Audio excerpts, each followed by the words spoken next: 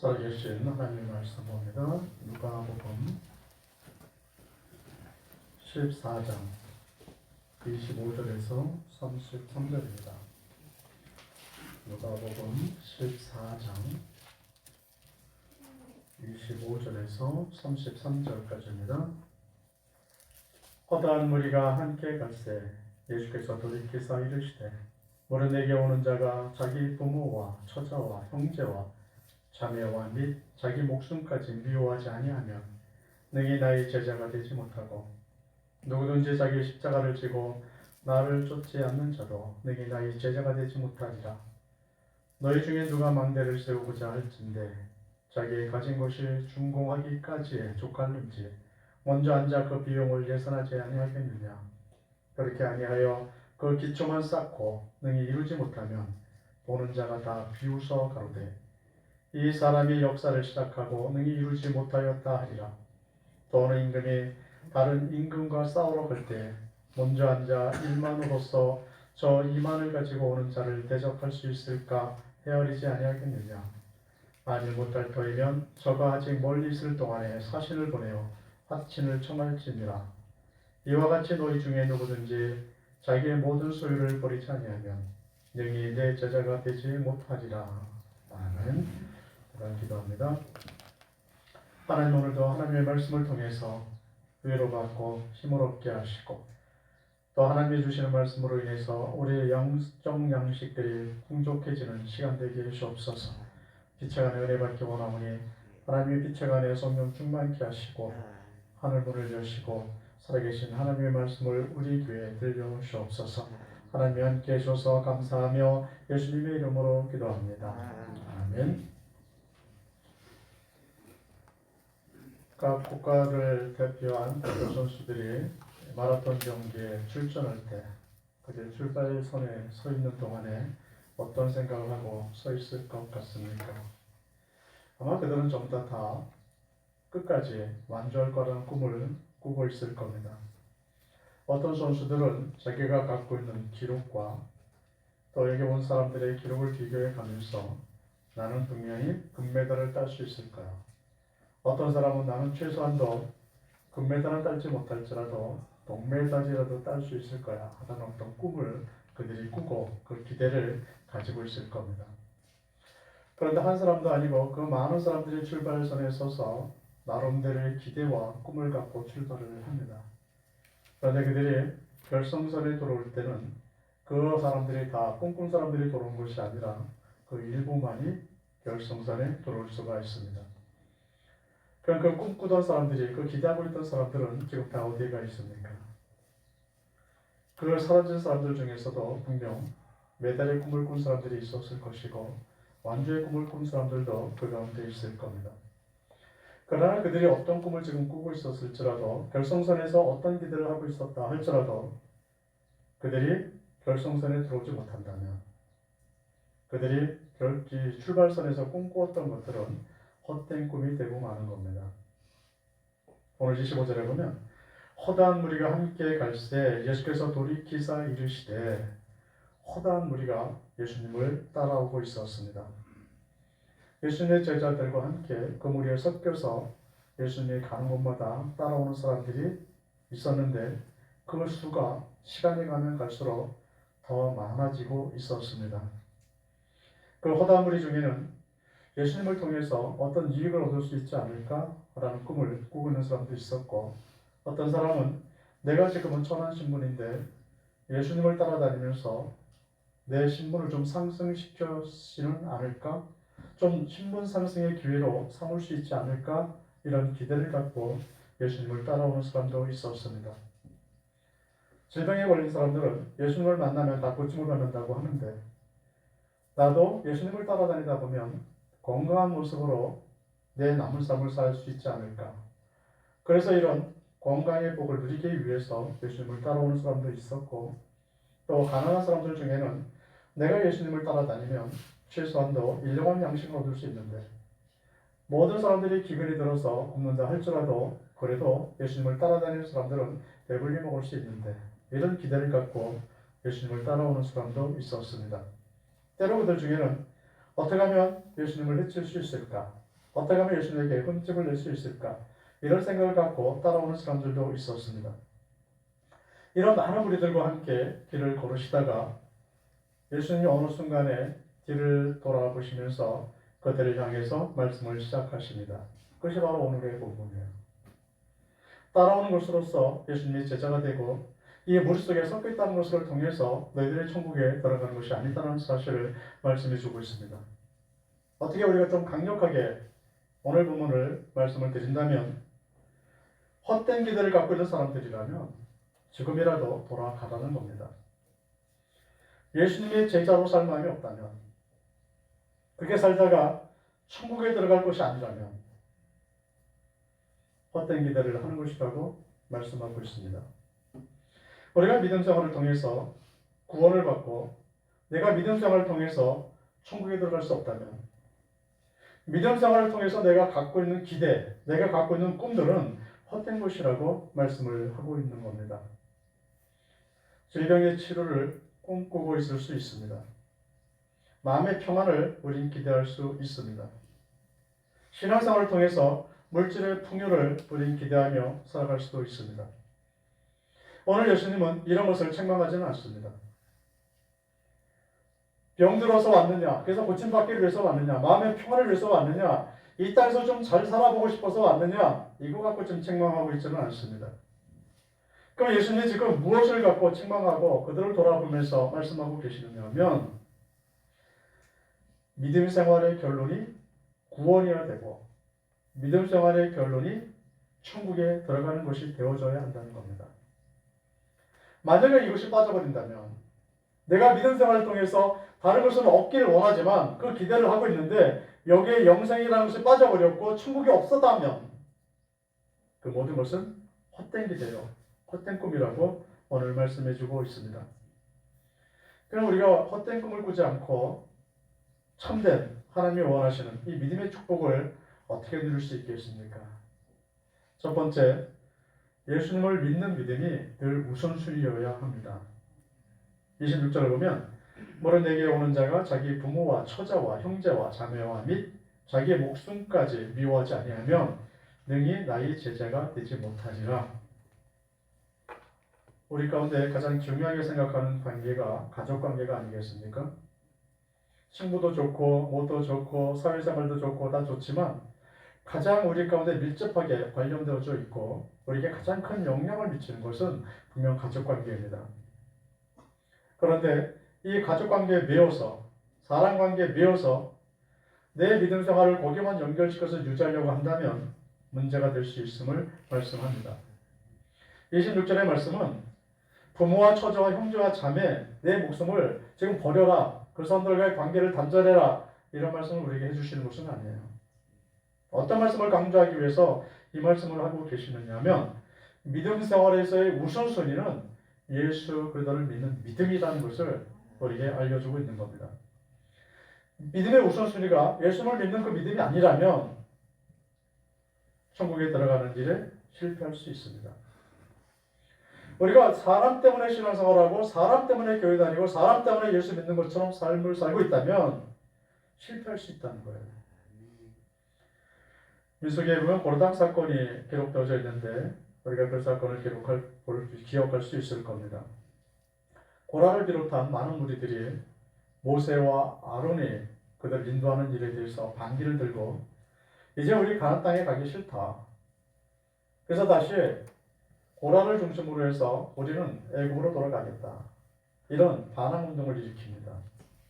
이때 많은 사람들이 여기에 옹호를 해요. 그런데 하나님은 이를 책망하시면서 하나님을 반역한 것이라고 말씀하면서 그들을 그 사막 땅에 다 묻어버립니다. 그들이 서 있는 땅이 갈라지면서 그들이 다 그 부정이 빠지고 다시 원상태로 땅은 돌아왔어요. 그런데 고라의 후손이 가나안 땅에 들어갔습니다. 고라의 편에 서 있던 모든 사람들이 죽었는데 그의 아들이 어떻게 가나안 땅에 들어갈 수 있겠느냐? 이것이 어떻게 가능했겠느냐라는 거죠. 민수기 16장 24절에 보면 회중에게 명하여 이르기를 너희는 고라와 나단과 아비람의 장막 사면에서 떠나라 하라. 하나님은 고라와 그의 편에 서 있던 사람들을 심판하기 앞서서 그들에게 명령합니다. 고라 편에서 떠나라. 고라와 그 무리 속에서 떠나 있으라고 먼저 명령을 하셔요.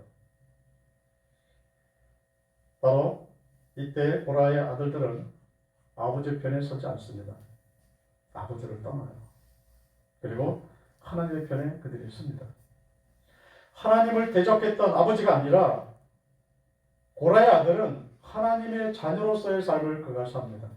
나는 하나님의 자녀다. 그래서 하나님의 말씀에 순종하는 자에 서 있겠다라고 그들을 선언하고 아버지 편에 서지 않고 아버지라는 이런 가족관계, 어떤 인간관계 때문에 그의 신앙생활을 하고 있는 것이 아니라 하나님과의 관계 속에서 신앙생활하는 것을 우선시했습니다.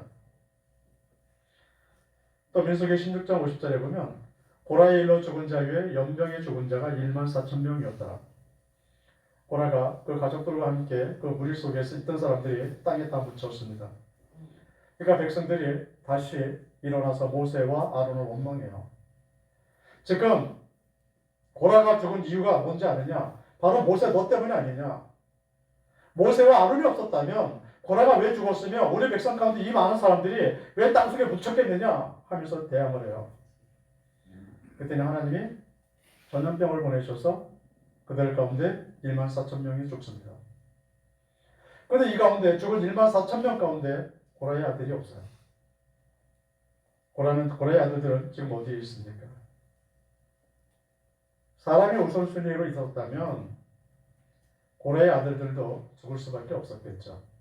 가나안 땅에 못 들어갔겠죠. 그러나 고라의 아들은 우선순위가 하나님을 믿는 믿음입니다. 사람이 우선순위에 있다면 내가 믿음 생활을 하면서 꿈꾸고 내가 기대했던 것이 헛된 기대고 헛된 꿈으로 끝날 수가 있습니다. 그래서 늘 우선순위를 두는 것이 예수 그리스도를 믿는 믿음입니다. 그런 사람만이 예수를 믿는 믿음을 우선순위에 두는 사람만이 하나님 나라와 영원한 생명의 축복을 누릴 수가 있습니다. 두 번째는 하나님의 말씀에 순종하는 것이 우선순위여야 합니다. 27절에 보면 누구든지 자기 십자가를 지고 나를 쫓지 않는 자도 너희 나의 제자가 되지 못하리라. 예수님이 뭐라고 말씀하셔요? 나의 제자가 되지 못할 사람 중에 하나가 누구라고요? 내 십자가를 지고 자기 십자가를 지고 나를 쫓지 않는 자. 이렇게 말씀하고 계십니다. 예수님의 제자로 살아간다는 것은 고난이 동반될 수 있다는 사실을 여기서 말씀해 주고 있습니다. 내가 믿음 생활을 통해서 천국에 가고 믿음 생활을 통해서 영원한 생명을 얻는 일에 있어서는 어떤 대가를 치를 일이 있을 수 있다는 거예요. 그냥 무리 속에 섞여 있다가 천국 가는 것이 아니고 무리 속에 섞여 있다가 내가 영원한 생명을 갖는 것이 아니고 그 신앙생활을 하는 동안에 내가 손해볼 일이 생길 수도 있고 고난을 받을 수도 있고 어떤 대가를 치러야지만 신앙생활을 유지할 수 있는 이런 일이 벌어질 수 있다는 거예요. 이를 견딜 수 있는 사람만이 천국에 들어갈 수가 있습니다. 신앙생활을 통해서 고난이 있을 수도 있구나. 내가 신앙생활 잘하면 다른 사람에게 욕을 먹을 수도 있겠구나. 내 자존심을 상하는 일이 있을 수도 있겠구나. 이 사실을 인식하고 살아가는 사람이 자기 십자가를 지는 사람입니다. 우리가 신앙생활할 때 우리 가운데 고난이 다가오고 또 내가 자꾸 포기할 일들이 자꾸 많아지면 우리는 이런 생각을 할 수 있습니다. 내가 이러려고 교회 다녔나? 내가 이렇게 힘들려고 교회 다녔나? 내가 세상 사람들에게 욕먹으려고 내가 교회 다녔냐? 내 자존심 상하는데 내가 이런 자존심 상하는 일을 당하려고 내가 교회 다녔냐? 이런 생각할 수 있죠. 예수님 당시에 십자가형이 많이 집행됐었습니다. 그런데 이 십자가형을 선고받은 사람들은 집행할 때 그 사형 전까지 자기가 매달려야 할 십자가를 지고 가야 했어요. 만약에 내가 사형수라면, 여러분들이 사형수라면 그때 짐을 지고 가면서 십자가를 짊어지고 가면서 어떤 생각을 했을 것 같아요? 두렵겠죠. 얼마나 두렵겠습니까? 내가 이 짐을 지고 십자가를 지고 가는데 끝자락이 뭐예요? 죽음이에요. 그러니까 그 십자가를 지고 가면서 짊어지고 가면서 이 사람은 절망감에 빠질 수밖에 없고 두려움에 가득 채워줄 수밖에 없다는 거예요. 그런데 그 사람이 도중에 그 십자가를 포기한다면 형장까지 못 가죠. 지금 예수님이 말씀하시는 것은 그 성장에 십자가의 사형에 집행되어지는 그 형장 속에 내 죄를 짊어지고 가셨던 예수님이 거기 계시다는 거예요. 그렇다면 나를 대신해서 십자가를 지신 예수님을 만나려면 내가 두려움이 있고 고난이 있고 어려움이 있다 할지라도 절망이 있다 할지라도 끝까지 지고 가야 만나지 않습니다. 저는 그 말씀을 지금 하고 계시는 겁니다. 사도 바울의 예를 들어볼 수가 있습니다. 사도 바울은 다소 대학이라는 아주 유명한 대학을 졸업했어요. 그리고 그가 예루살렘에 가는 동안에 가말리엘이라는 이런 유명한 학자의 그 제자로 그가 돌아가려고 가는 겁니다. 그가 그렇게 유명한 학문을 다 공부하고 또 유명한 사람의 제자로서의 삶을 살았다면 그에게 펼쳐질 미래는 아주 화려해야 합니다. 모든 사람들이 그의 말을 들으려고 모여들어야 하고 어떤 사건이 있을 때 그에게 조언을 구해야 되고 그는 많은 사람에게 존경을 받고 명예를 얻는 자로서의 삶을 살아가는 것이 그의 미래여야 합니다. 그런데 그가 예수 그리스도를 믿는 믿음으로 살아갈 때 어떤 일이 벌어집니까? 고린도전서 후서 11장 23절에 보면 내가 소고를 넘치도록 하고 옥에 갇히기도 더 많이 하고 매도 수없이 맞고 여러 번 죽을 뻔하였으니 믿음의 삶을 살아가는 동안에 그가 기대하고 있었던 명예는 없었어요. 그가 기대한 만큼 많은 사람들이 그를 옹호해 주지 않았습니다. 그가 그렇게 고난을 당한다 할지라도 사도 바울은 믿음의 자리에서 물러나지 않았습니다. 옥에 갇혀도 물러나지 않았죠. 수고를 많이 했는데 교인들이 알아주지 않아도 믿음의 자리에서 물러나지 않았죠. 그가 배를 타고 가다가 배가 부서져서 죽을 뻔했는데도 불구하고 그는 믿음의 자리에서 물러나지 않습니다. 하나님의 말씀에 순종하는 것을 먼저 생각하고 있었기 때문입니다. 사도 바울은 자존심도 버렸고 명예도 다 내려놓고 있었습니다. 다니엘의 세 친구들도 우리가 그 모습 속에서 예를 찾아볼 수가 있는데 신상 앞에 절하라는 왕의 명령이 내려옵니다. 그런데 다니엘의 세 친구들은 신상 앞에 절하지 않아요. 그 명령을 어겼다고 왕이 그들을 붙잡아다가 풀무불 속에 집어넣으려고 합니다. 그때 그들이 한 말이 있어요. 다니엘서 3장 18절에 보면 그리 아니하실지라도 왕이여 우리가 왕의 신들을 섬기지 아니하고 왕의 세우신 금 신상에게 절하지도 아니할 줄을 아옵소서. 하나님이 나를 구원해 주신다면 이 풀무불 속에서 나를 구원해 주시고 저 왕의 손에서 나를 건져 주신다면 감사하지만 혹시 하나님이 나를 구원해 주지 아니하실지라도 내가 여기서 이 위기를 벗어나지 못하고 여기서 이렇게 죽을지라도 나는 신상에게 절하지 않겠다.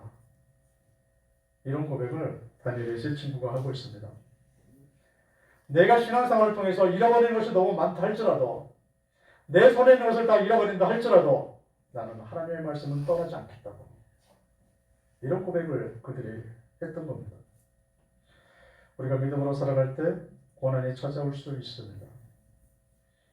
우리 가진 것들 중에서 너무나 많은 것을 내려놓을 때가 있을 수도 있습니다. 내가 몇십 년 동안 해왔던 그 습관들을 포기할 때가 있습니다. 내 감정, 분노 다 내려놓을 때가 있습니다. 그때 정말 내려놓아야 할 그때에 우리 손에 있는 것을 내려놓고 하나님의 말씀에 순종하는 길을 택하는 것이 자기 십자가를 지는 겁니다. 그렇게 살아가는 사람이 하나님 나라의 축복을 누릴 수가 있습니다. 힘들다고 십자가를 포기하고 힘들다고 믿음의 삶을 포기한다면 하나님의 말씀에 순종하는 것을 내가 절망감 속에서 내려놓겠다고 한다면 내가 믿음 생활을 통해서 기대해왔던 모든 것들은 헛된 꿈으로 돌아가고 맙니다. 그래서 세 번째는 차라리 우리 자신을 포기하고 믿음은 포기하지 말아야 합니다. 29절과 30절을 보면 그렇게 아니하여 그 기초만 쌓고 능히 이루지 못하였다면 보는 자가 다 비웃어 가로되 이 사람이 역사를 시작하고 능히 이루지 못하였다 하리라. 망대를 건축하는 사람을 하나의 예로 들어서 설명을 합니다. 어떤 사람이 집을 지려고 해요. 그러면 그냥 무조건 집 짓습니까? 오늘 예수님이 말씀하는 예는 돈이 얼마나 들어가는지 다 계산한다는 거예요. 내가 이런 집에서 산다면, 이만큼 큰 집에서 살려면 돈이 얼마큼 들어갈지, 내가 감당할 수 있을지 이걸 계산한다는 거예요. 그래서 감당할 수 없으면, 내가 무슨 방법을 다 써서라도 이 돈을 감당할 수 없으면 집을 더 줄여서 짓겠죠. 아니면 좀 더 돈을 모아서 짓겠죠. 이걸 좀 얘기하는 겁니다. 근데 그냥 무조건 집만 졌어요. 내가 원하는 집을 딱 짓다 보니까 돈이 없어서 중단해 버렸다면 사람들이 지나가면서 뭐라고 얘기하겠냐는 거예요. 오늘 예수님은 어떤 예로 들고 있냐면 그들을 가리켜서 사람들이 비웃는다는 거죠. 조롱한다는 거예요. 31절과 32절에서는 전쟁에 임하는 어떤 임금에 대한 예도 들고 있습니다. 우리 군사는 10,000명밖에 없는데 적군이 쳐들어 오는데 20,000명의 군사가 있어요. 그러니까 우리가 어떻게 되느냐? 계산해 보라는 거예요. 10,000명이 20,000명을 이길 수 있습니까? 근데 우리가 무기가 좋고 거기 형편없어서 이길 수 있다. 그럼 전쟁하라는 거예요. 아무리 생각해도 우리 10,000명이라 20,000명과 싸우면 우리가 다 전멸될 것 같아요. 질 것 같아요. 그러면 그들이 가까이 오기 전에 사신을 보내서 화친하라는 거예요. 그런데 임금이 아무 생각도 없이 쳐들어오니까 전쟁해야지. 우리가 이길 수 있어. 라는 자신감만 갖고 전쟁을 해서 패배한다면 사람들이 그 임금을 조롱할 거라는 겁니다. 33절에 보면 이와 같이 너희 중에 누구든지 자기의 모든 소유를 버리지 아니하면 능히 내 제자가 되지 못하리라. 이렇게 말씀하고 계셔요. 우리가 믿음 생활을 시작했다면 끝까지 우리의 믿음 생활을 지킬 수 있어야 합니다. 우리가 신앙생활 하면서 힘들어. 신앙생활 하니까 버릴 게 너무 많아. 신앙생활 하니까 포기할 게 있어. 신앙생활 하니까 늘 편한 줄만 알았는데 힘든 일도 생겨. 그래서 포기한다면 세상 사람들이 뭐라고 얘기하냐면 교회 다니면 그런 일이 있을 것을 몰랐니? 이렇게 묻는다는 거예요. 신앙생활을 통해서 믿음을 통해서 예수를 믿는 믿음을 통해서 영생을 얻으려고 하는 자가 그 정도의 적은 일도 참아내지 못할 거라고 그런 일이 일어날 것도 예상도 못하고 신앙생활을 시작했느냐? 이렇게 묻겠다는 거죠. 그래서 도중에 떨어지는 사람들을 가리켜서 세상 사람들은 비웃는다는 거예요. 조롱한다는 거죠. 그래서 33절에서는 우리가 버려야 할 악한 습관을 버리지 못해서 그래서 세상으로 돌아가는 사람들을 세상 사람들은 그들을 비웃음을 당하게 만들 겁니다. 자존심을 버리지 못해서 그 자존심을 유지하다가 교회를 떠난 사람이라면 세상 사람들은 그를 보면서 그를 부끄럽게 생각할 거라는 거예요. 하나님 나라에 들어가는 사람들은 내가 갖고 있는 모든 짐들을 등에다 다 짊어지고 갈 수가 없습니다. 내가 내 죄악의 짐을 짊어지고 갈 수 있느냐? 없어요. 세상의 걱정의 짐들 다 짊어지고 갈 수 있습니까? 못 들어간다는 거예요. 내 자존심 다 살리면서 천국에 들어갈 수 있느냐? 내가 세상에서 누릴 수 있는 모든 걸 다 누리면서 그거 가지고 등에 짊어지고 내가 갈 수 있느냐? 없다는 거예요. 없는데 왜 그 짐들을 짊어지고 혼자 힘들어하고 그 짐들 때문에 신앙생활을 못하겠다고 왜 말하느냐는 거예요. 당연한 거 아닙니까? 벽에 짐을 지고 등에다가 짐을 잔뜩 짊어지고 높은 언덕 올라가면 얼마나 힘들어요. 그것도 모자라서 양쪽에다가 짐을 다 싸지고 등에다도 지고 앞에다가도 지고 그리고 높은 산에 올라갈 수 있습니까? 힘들면 어떻게 해야 되는 거예요? 버려야 할 것들이 있다면 버려야 되는 겁니다. 그걸 버려야 내가 믿음을 유지할 수 있다고 말씀하는 거죠. 배가 풍랑에 일어서 파산했다면 그 안에 있는 모든 짐들을 다 지고서는 다 놔두고서는 배를 온전하게 유지시킬 수가 없어요. 그래서 배에 있는 것들 중에 중요하지 않은 것부터 버리기 시작합니다. 그래야 풍랑을 이기고 승리할 수 있듯이 우리 신앙생활도 내가 버려야 할 것과 버리지 않을 것이 있어요. 버려야 할 것이 있다면 내가 힘들 때 이걸 하나씩 버리기 시작하라는 거예요. 다. 힘들다고 말하지 말고 이걸 버려야 하나님 나라에 들어갈 수 있지. 이건 버리지 않고. 우리의 믿음에 있는 부분들, 영적인 부분들만 버리면서 살아간다면 그 사람이 꾸는 꿈은 다 헛된 꿈이다. 오늘 우리에게 이 말씀을 하고 계십니다. 죄악의 짐들이 있다면 다 내버리시고 내 삶을 하나님께 맡기십시오. 내가 이런 거 버리고선도 천국이, 내가 이런 것을 버리고선도 내 미래가 온전해질 수 있을까? 내가 내 자존심을 버리고선도 세상 살아가는데 힘들지 않을까? 내가 갖고 있는 이런 지식, 내가 갖고 있는 기술, 내가 갖고 있는 모든 것들을 버리고선도 내가 세상에서 온전해질 수 있을까?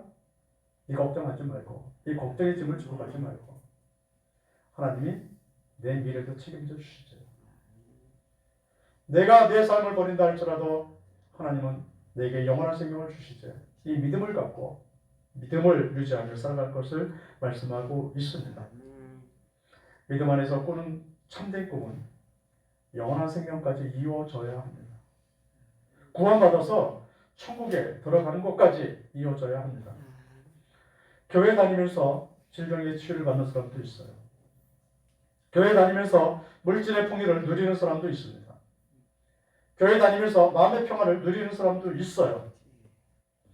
이런 축복을 다 누린다 할지라도 그가 천국에 들어가지 못한다면, 그가 도중에 교회를 떠난다면 그의 기대는 헛된 것이었고 그가 예수님을 따라다닌 것은 헛된 것이었다라고 말씀하고 있습니다.